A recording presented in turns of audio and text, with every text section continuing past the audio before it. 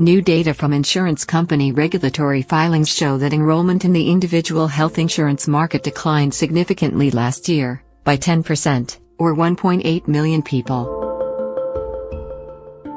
Over the 3 years prior to the implementation of Obamacare, 2011 through 2013, enrollment in the individual market was basically stable, fluctuating narrowly between 11.8 million and 12 million persons. With the introduction of Obamacare, enrollment jumped to 16.5 million in 2014, peaked at 17.7 million in 2015, and then declined to 17.1 million in 2016. The latest data show that, as of the end of 2017, enrollment in individual market coverage stood at 15.3 million, the lowest level since before Obamacare. Furthermore, the coverage drop-off is occurring among those who do not qualify for subsidies under Obamacare, as there has been no decrease in the number of individual market enrollees receiving Obamacare subsidies. That can be seen from separate data published by the Department of Health and Human Services.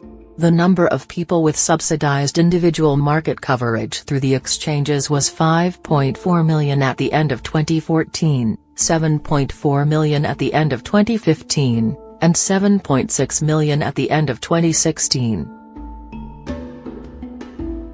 While the department has not yet published figures for the end of 2017, its most recent report stated that an average of 8.6 million enrollees received premium subsidies during the first half of 2017.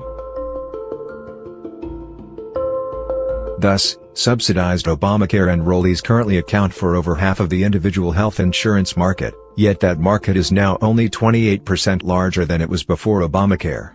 Furthermore, that market has been shrinking since it peaked in 2015. Indeed, it is worth noting that the number of sellers, as well as buyers, peaked that year. Data on insurer participation in the Obamacare exchanges show that 2015 was also the high-water mark for insurer participation at both the state and county levels. Taken together, these statistics have a number of implications. To start with, they confirm that, by driving up premiums for coverage, Obamacare is increasingly driving unsubsidized customers out of the individual market. What is less clear is where those customers have gone. It is likely that most of the customers who exited the market are middle income, since they don't qualify for Obamacare's low-income premium subsidies, and self-employed, since they had been buying their own health insurance. Some may have given up on self-employment and obtained jobs with employer-sponsored health insurance. If so, then Obamacare has made the phenomenon of job lock worse, not better. Others may have remained self-employed, but instead given up on health insurance, in which case, Obamacare is now uninsuring the previously insured. Critics claim that recent moves by the Trump administration to reverse the Obama administration's attempt to eliminate short-term health insurance plans, which don't have to comply with Obamacare's mandates, and to expand the availability of association health plans to the self-employed, will destabilize the market.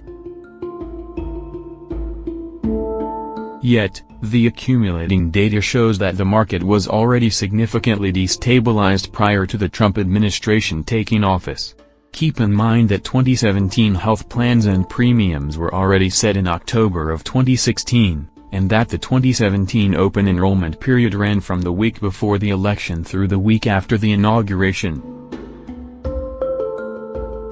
Consequently, the Trump administration's recent actions will actually offer much-needed alternatives to those who have already left the market.